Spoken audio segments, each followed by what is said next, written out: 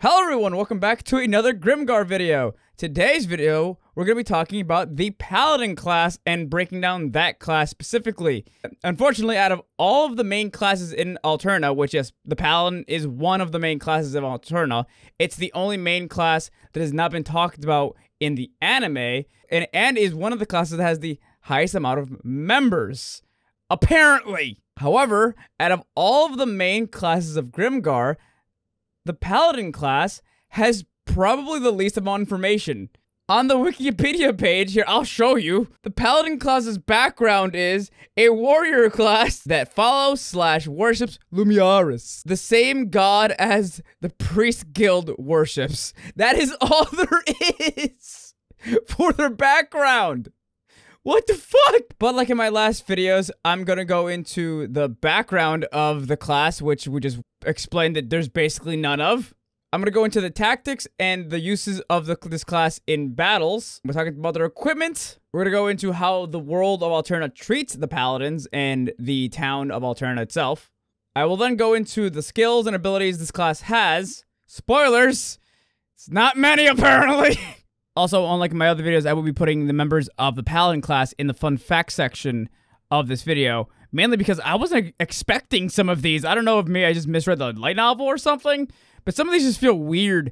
But yeah, we'll get to it when we get to it. Also, fair warning, Grimgar is my favorite isekai, but I will not be polite in this video towards this specific class. I'm going to probably be a little more negative than usual about Grimgar's writing for this class specifically in this video. So if that's not your cup of tea, maybe don't watch this video.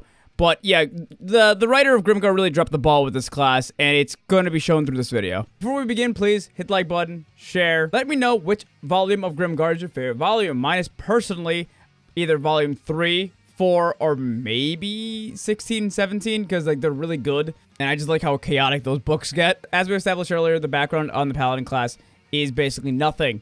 So I'm going to theorize a little bit, okay? Just a tiny bit. I think the Paladin class is probably a offshoot of the Warrior Guild. A bunch of warriors got together, started praising Lumiaris, and eventually started making the Paladin class. A lot of the Paladin's abilities actually seem to be mirror images of the attacks from the Warriors Guild. Hadahiro makes a lot of comparisons between the Warriors' Rage Blow and the Punishment attack that the Paladins use. But again, this is basically me just scraping the bottom of the barrel of theories here. That's the best I can do. And now we will move on to the tactics and how to use a paladin in a party. Paladins are basically just a wall. They're the more defensive versions of a warrior. While warriors usually use a two-handed bastard sword, paladins use a longsword and a shield. That doesn't mean that paladins cannot be as physically strong as warriors. For the most part, they're supposed to be more defensive and hold enemies off instead of actually killing them outright immediately. And again, that doesn't mean that paladins can't do that, because we've seen characters like Kuzaku straight up just cut people in half very easily. And we've also seen characters like Akira straight up just murder Cyclopses like it's nothing. But their main tactics and ways of fighting is more or less hold off enemies until your teammates can come help you. Paladins are also able to use healing abilities, apparently, from what I can gather in the light novel, but it's not even on the Wikipedia. Paladins can actually heal, so they might be able to use cure or heal, which is a skill usually used by priests, but we never canonically see a paladin actually heal anyone throughout the entire light novel. I could be wrong, however, because I do recall there being a scene where it's implied in the background that Kuzaku might have healed someone in the background. I don't know. I could be wrong. Anyone, if you want to let me know in the comments, I think that does happen, like volume 4, I think? But it's, yeah, I don't remember 100%. Maybe it could just be my brain trying to fill in gaps. I don't know. Paladins are usually equipped with very, very heavy armor. Unlike warrior classes, who usually start out with chainmail armor and some leather and then eventually work their way up to having plate armor, paladins start with some plate armor and chainmail and some robes. Like, they're not the best protective things ever, but they're kind of better than what the warriors get. Also, please keep in mind that paladins do not start with shield. They actually have to pay to learn the ability block, and then they are given a shield. Yes, the defensive class in Grimgar doesn't start with the most important equipment to defend themselves. But I will say that is consistent with guilds. The guilds in Grimgar are fucking assholes. We've also seen characters like Kuzaku actually pick up katanas, like straight up Odachi katanas. And at one point, Ranta even gave Kuzaku Betrayer Mark II, which is a Dread Knight longsword, but Kuzaku was able to make it work. Paladins are also able to use daggers, even though we've never actually seen one actually use one. Kuzaku picked up a very large, wide, dwarven knife in volume 12. Now let's talk about how Alterna and the world itself treats Paladins. Paladins are basically treated the exact opposite of the Dread Knights. By the way, if you want to know more about how the Dread Knights are treated, check the Dread Knight video. But the Paladins are treated with such respect that a very large portion of the front lines of most armies in the Alterna army have paladins in them. Whether or not the generals are good at their job is beside the point, but they're almost all paladins. Now, whether or not this has to do with the fact that Lumiaris is like the main god in Grimgar, or it could also be that the world's second strongest volunteer soldier is also a really powerful paladin. I've mentioned them before in this video. Akira is incredibly scary powerful. He's really old, but he's still really, really strong. But that's mostly just speculation. Now for skills and abilities. Here we go. Block. Yeah, block attacks.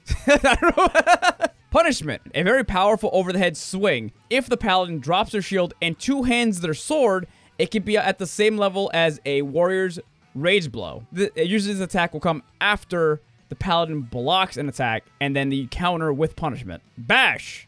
The warrior smacks the living fuck out of someone with their shield. And I mean smack. Kuzaku has sent full-on creatures flying into the air from this attack.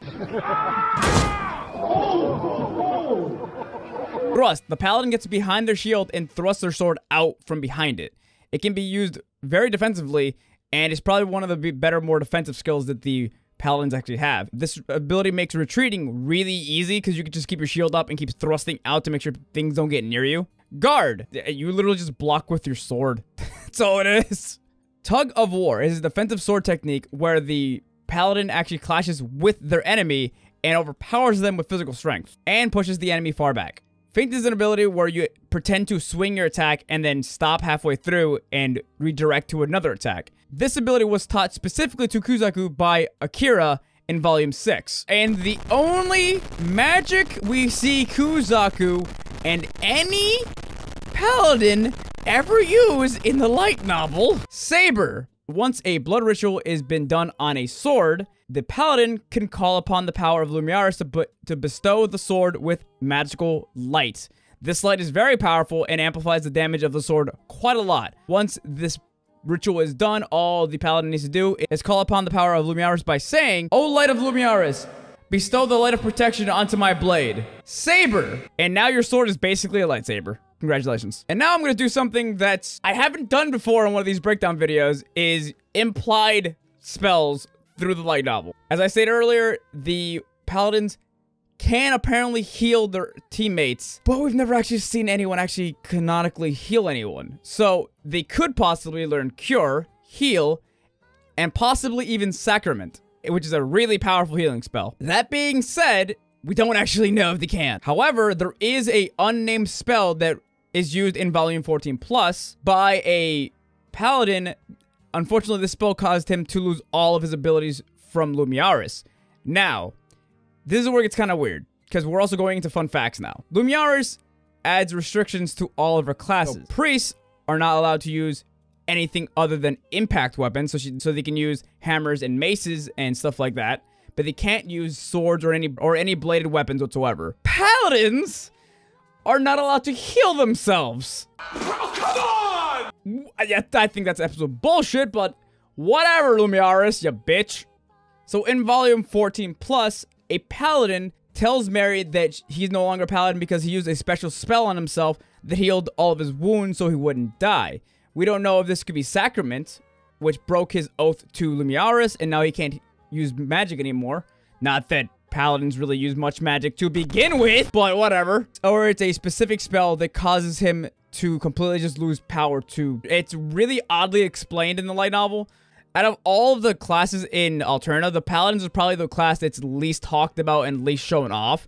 But it's also one of the most important classes because there's so many people who actually are Paladins and we don't even know it because there's barely a difference or distinction between Paladins and Warriors in certain situations in the light novel.